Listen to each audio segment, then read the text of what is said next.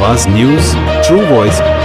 आदाब नाज़रीन, आवाज़ इस चैनल पर आपको खुशामदीद। एक तहरीककार ने आवाज़ चैनल से गुफ्तगू करते हुए कहा कि तहरीक ही उसकी आखिरी सांस है। सब कुछ खो देने के बावजूद आखिरकार सियासी नाइंसाफी का शिकार हुआ।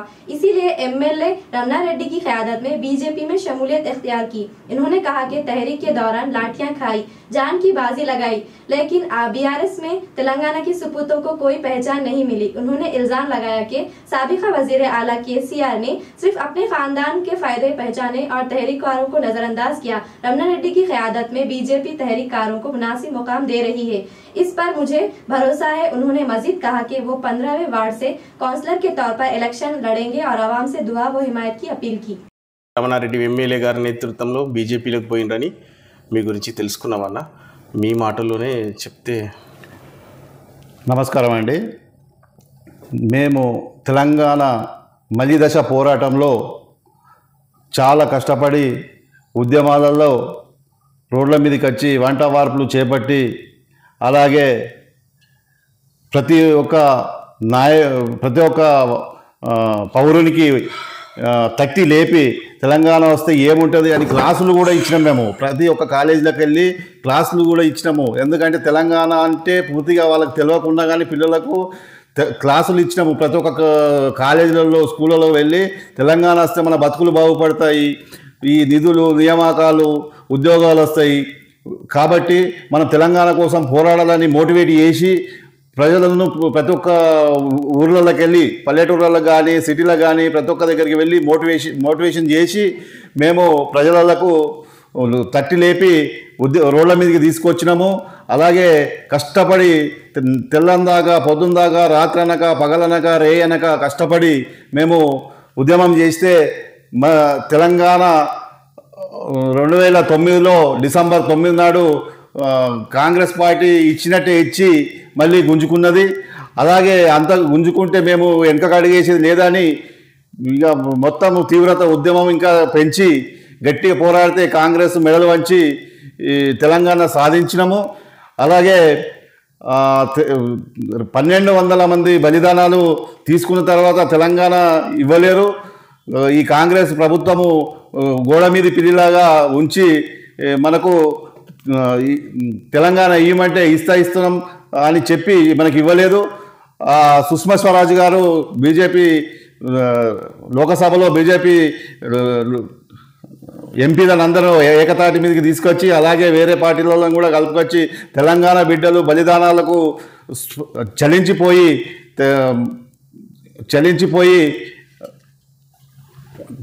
తెలంగాణ పోరాటం తెలంగాణ తప్పనిసరి ఇవ్వాల్సిందే, తెలంగాణ బిడ్డలు బలి అయిపోతున్నారని చెప్పి ఏకతాటి మీదకి తీసుకొచ్చి చాలా నేను తెలంగాణకే చిన్నమ్మను అని చెప్పి ఆమె పోరాడితే కాంగ్రెస్ పార్టీ వనికి అప్పుడు తెలంగాణ ఇవ్వడం జరిగింది.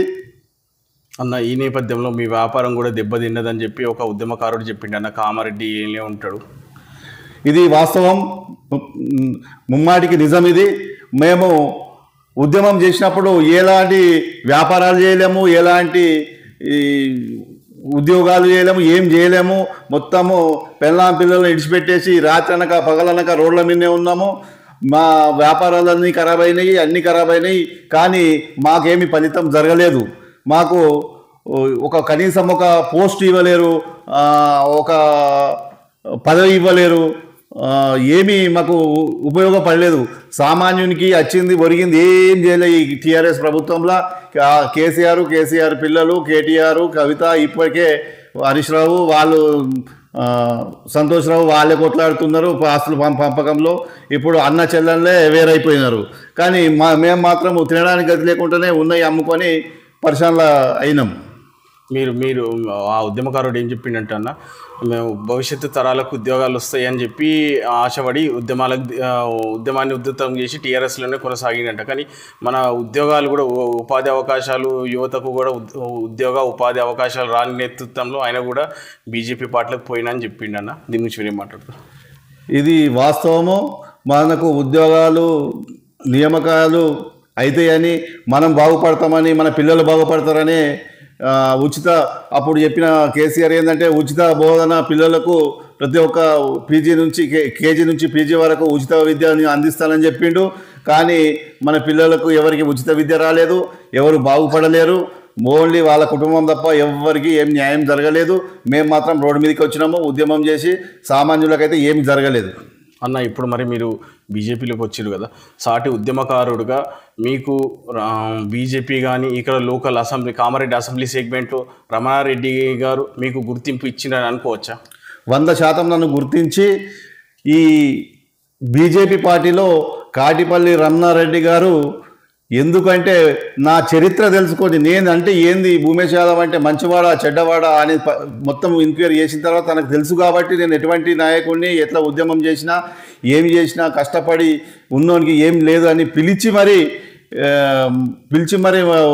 బీజేపీ పార్టీలో జాయిన్ చేసుకున్నాడు. అదే మన 15వ వార్డుకు వచ్చి ఇదే వార్డులో ఇక్కడికే వచ్చి నా 15వ వార్డు ప్రజలతోని నన్ను చూసి జాయిన్ చేసుకున్నాడు. ఏకైక వ్యక్తి నేను ఒక్కనే అయ్యి ఉంటా ఈ కామారెడ్డి పట్టణంలో. ఇప్పుడు రానున్న లోకల్ బాడీ ఎలక్షన్స్లో మీరు పోటీ చేసే అవకాశం ఉందన్న? 100% 15వ వార్డు నుంచి నేను కౌన్సిలర్గా పోటీ చేస్తా. నా పనిని చూసి మా అన్న ఇప్పుడు బీజేపీ టౌన్ సెక్రటరీగా నియమించిండు. అలాగే ఇప్పుడు కౌన్సిలర్గా పోటీ చేయబోతున్నా 15వ వార్డు నుండి. అన్న 10 ఏళ్ళు ఉద్యమకారుడుగా తిరిగిరు. మరి ఇప్పుడు ఉద్యమ నేపథ్యంలో మీకు కూడా కష్టాలంటే ఏంది నష్టాలంటే ఏందో తెలుసు. రేపు కౌన్సిలర్గా గెలిస్తే ఒక ఉద్యమకారుడుగా మీకున్న అనుభవాన్ని రంగరించి ప్రజలకు సేవ చేస్తారా? వాస్తవానికి నేను వచ్చింది ప్రజల సేవ చేయడానికే. ఏదో ఆశపడో లేదా ఏదో కబ్జా చేద్దామో ఏదో పైసలు దోచుకుందామో అనే ఉద్దేశం నాకు అలాంటిది అసలు లేదు. ప్రజలకు సేవ చేయాలనే ఒకటే ఒక నినాదంతో నేను వచ్చిన. ప్రజలకు 100% నన్ను గెలిపించుకుంటే సేవనే తప్ప వేరే ఆలోచన అనేది ఉండదు. మరి బీజేపీ ఇప్పుడు తెలంగాణలో ఎంతమంది ఉద్యమకారులు ఉన్నారు, వాళ్ళు కూడా ఇప్పుడు బీజేపీలో చేరే అవకాశం ఉందా అన్న? 100% వాళ్ళు బీజేపీ వైపే చూస్తున్నారు. టీఆర్ఎస్లో దొంగలు ఉన్నారు కాబట్టి బీజేపీకి ప్రతి ఒక్కరు మొగ్గు చూపుతున్నారు. రావాలనే ఎదురు చూస్తున్నారు. టైం చూసి వాళ్ళు వస్తారు. ఇంకా అన్న ఉద్యమ నేపథ్యంలో ఎన్నోసార్లు మీరు జైల్లోకి పోయినారన్నారు, లాఠీ దెబ్బలు తిన్నారన్నారు, టీఆర్ గ్యాస్ దెబ్బలు తిన్నారన్నారు. ఒకసారి ఒక ప్రాణమే పోయేది ఉందని చెప్పి మన ఉద్యమకారుడు అతిమామల రమేష్ చెప్పిండు. మీరు ఇద్దరు ప్రాణాలే పోయే సిచ్యువేషన్ ఏర్పడిందంటే దాని గురించి మాకు ఒకసారి చెప్పండి. ఇది నిజము. కామారెడ్డి ఆర్టీసీ బస్టాండ్లో లాఠీ చార్జీలు జరిగింది. బస్సులు ఆపడానికి మేము వెళ్తే లాఠీ చార్జ్ జరిగితే మాకు బస్సు ఎక్కి రాగానే మొత్తము పోలీసులు వచ్చి వీపులా కొట్టిర్రు. అలాగే కామారెడ్డి నుంచి బయలుదేరి హైదరాబాద్లో మిలియన్ మార్చ్ కోసము 3 రోజుల ముందు, ఎందుకంటే బారికేడ్స్ పికెట్స్ అన్నీ అడ్డం పెట్టి బంధువులు హైదరాబాద్కి ఎవరిని పోనీయలేరు. 3 రోజుల ముందు చేరుకొని మేము ఒక చిన్న ఇంట్లో పడుకొని 3 రోజులు ఒకటే ఇంట్లో ఒకటే గదిలో పడుకొని మేము మిలియన్ మార్చ్కు ట్యాంక్ బండి ఎక్కాలంటే ఎక్కినాం. ట్యాంక్ బండి ఎక్కి అరెస్ట్ చేస్తే ఎక్కడంతోనే అరెస్ట్ చేయడం జరిగింది. అరెస్ట్ చేసి మాకు బొల్లారం పోలీస్ స్టేషన్లో పెట్టడం జరిగింది. బొల్లారం పోలీస్ స్టేషన్లో అప్పుడు ఎవరెవరినంటే ప్రొఫెసర్ కోదండరాం, మేము మిలియన్ మార్చ్కు ట్యాంక్ బండి ఎక్కాలంటే ఎక్కినాం. ట్యాంక్ బండి ఎక్కి అరెస్ట్ చేస్తే ఎక్కడంతోనే అరెస్ట్ చేయడం జరిగింది. అరెస్ట్ చేసి మాకు బొల్లారం పోలీస్ స్టేషన్లో పెట్టడం జరిగింది. బొల్లారం పోలీస్ స్టేషన్లో అప్పుడు ఎవరెవరినంటే ప్రొఫెసర్ కోదండరాం, అలాగే నాయిన్ నరసింహారెడ్డి, ఎండల లక్ష్మీనారాయణ, ఇంకా తదితరులు చాలామంది అరెస్ట్ అయ్యి మనం తీసుకుపోయి బొల్లారం పోలీస్ స్టేషన్లో మిలియన్ మార్చ్ నాడు పెట్టిరు. అలాగే మానహారము అని పిలుపునిస్తే మానహారము నెక్లెస్ రోడ్లో వెనుక నుండి మేము చేసే ప్రోగ్రాం వెనుక నుండి పోలీసులను మోహరించి టియర్ గ్యాస్తోని వదిలితే మా పక్కకు వచ్చి పడ్డాయి. అలాగే రబ్బరీ బుల్లెట్లతోని విసిరితే మా పక్కకు వచ్చి పడ్డాయి. ఆ రోజు మేము ప్రాణాలే వదిలిపోయేది. మా అదృష్టం బాగుండి మేము బతికి బయటపడ్డాము. ఆ రోజు మాత్రము చాలా పెద్ద మొత్తంలో ఒక 5 మీడియా కూడా కాలబెట్టిరు. వాళ్ళే కాలబెట్టి వాళ్ళ మనుషులను తోలేసి మీడియా వ్యాన్లు ఉంటాయి చూడండి, ఆ వ్యాన్లను కూడా కాలబెట్టిరు. హెచ్ఎం టీవీదిగా పోయింది, సాక్షి టీవీది పోయింది, TV5 కాలబెట్టిరు వ్యాన్లను. వీళ్ళు మొత్తము ఈ మొత్తం చూపించి మొత్తం దేశం మొత్తము తెలిసిపోతుంది వీళ్ళు ఉద్యమం అనేది చేసి వాళ్ళ మనుషులను తోలుకొచ్చి కాలబెట్టి ఆ వ్యాన్లను కాలబెట్టి వాళ్ళు ఏం చేసిరంటే రబ్బర్ బుల్లెట్లు టియర్ గ్యాస్లతోని ఫైర్ చేస్తే మా పక్క పంటే వచ్చి పడ్డాయి. మేము త్రుటిలో తప్పించుకున్నాము. ఆ రోజు మాత్రం శవాలే వచ్చేది. అంటే ఉద్యమాన్ని నీరు గార్చి ఉద్యమకారుల పైన నెట్టుదామని మీడియా వాహనాలు కాలబెట్టారు. ఆ మీడియా ప్రతి ఒక్కటి చూపిస్తుంది కాబట్టి ఆ మీడియానే ఆపేస్తే ఇక విజువల్స్ ఓవు కాదు కాబట్టి, ఎందుకంటే తెలంగాణ ఇయ్యద్దనే కుట్రలు పన్ని వాళ్ళు కాంగ్రెస్ వాళ్ళే పంపి అప్పుడు చేసిన విషయం. ఇంకోటి ఉందన్న, ఉద్యమకారుల పైన ఆంధ్ర పోలీసులు కావాలని అతిగా ప్రవర్తించే వాళ్ళంట కదా. వాళ్ళు ఒకరోజు రాత్రి 12 గంటలకు వచ్చి ఇంటికి వచ్చి తీసుకుపోయి పోలీస్ స్టేషన్లో బంధించేది మమ్మల్ని. రాత్రి 12 గంటలకు వచ్చి లేపుకపోదురు. పొద్దున ప్రోగ్రామ్ ఉందని తెలియగానే ఒక రోజు ముందే వస్తారు. మేమేం చేస్తుంటే మీ ఎక్కడో ఒక దగ్గర చెట్లల్లో పుట్టలలో అక్కడ పోయి పొద్దున తీసుకొని వస్తుంటాం, ఇంట్లో పోయేవాళ్ళం. మరి అన్న, మీరు ఇప్పుడు కాటిపల్లి రమణారెడ్డి గారి కామారెడ్డి సెగ్మెంట్లో ఆయన ఎమ్మెల్యే ఉన్నారు. ఇప్పుడు నిజంగా ఉద్యమకారులకు న్యాయం చేపిస్తారా మీరు? మా అన్న కాటిపల్లి వెంకటరమణారెడ్డి అంటే దానకర్ణుడు, దారవీర సూరకర్ణుడు. ఎలాగనో మా రమణన్న కూడా దారవీర సూరకర్ణుడు.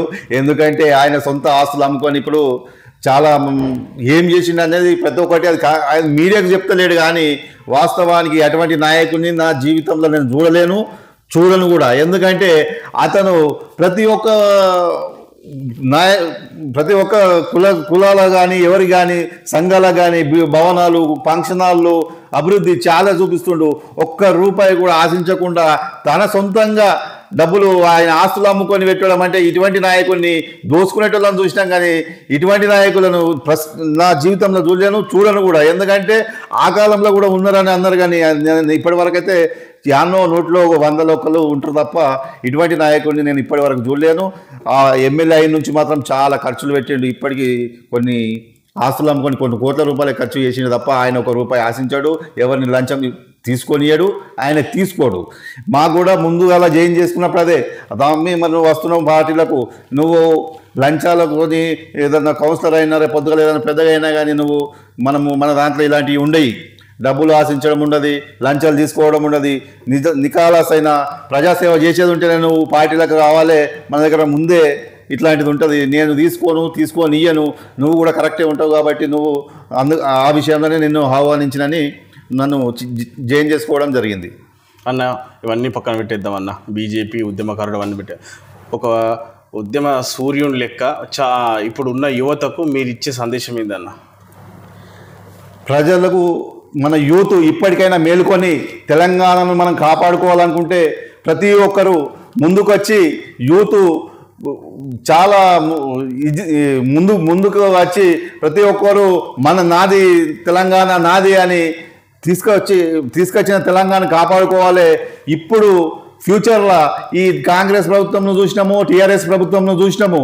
కాబట్టి ఎందుకంటే మోసం చేసుడు తప్ప, దాచుకున్నాడు తప్ప, మొత్తం స్కీమ్లు తప్ప ఏం లేదు. కాబట్టి ఎవరైతే పరిపాలిస్తారో నికాలసంగా పరిపాలించే నాయకుడిని తీసుకొని మనము ఈ బీజేపీ ప్రభుత్వం ఒకసారి అవకాశం ఇస్తే యూత్ మొత్తము బీజేపీని ఈసారి గెలిపిస్తే మాత్రము 100% మనము అనుకున్నది సాధిస్తామని నేను నమ్ముతున్నాను. 2027లో మీరు అన్న మాట ప్రకారం బీజేపీ అధికారం చేపడుతుందా? 100% చేపడుతుంది. మన నరేంద్ర మోడీ నాయకత్వంలో మన తెలంగాణలో ఇప్పుడున్న రామచంద్రరావు కానీ, కిషన్ రెడ్డి కానీ, బండి సంజయ్ కానీ, మా వెంకటరమణన్న కానీ, ఇంకా చాలామంది పెద్ద నాయకులు, మంచి నాయకులు ఉన్నారు. వాళ్ళు 100% తీసుకొస్తారు. తెలంగాణలో 2027లో బీజేపీ ప్రభుత్వం ఏర్పడుతుంది. మన తెలంగాణ బాగుపడుతుంది. నిధులు నియామకాలు కరెక్ట్ జరుగుతాయి. ఇంకొకటి ఏంటంటే సెంట్రల్లో కూడా బీజేపీ ఉంటే, తెలంగాణలో కూడా బీజేపీ ఉంటే నిధులు బాగా వస్తుంటాయి. చాలా బాగా జరుగుతుందని ప్రతి ఒక్కటి అభివృద్ధి జరుపుకుంటామని నేను ఆశిస్తున్నాను.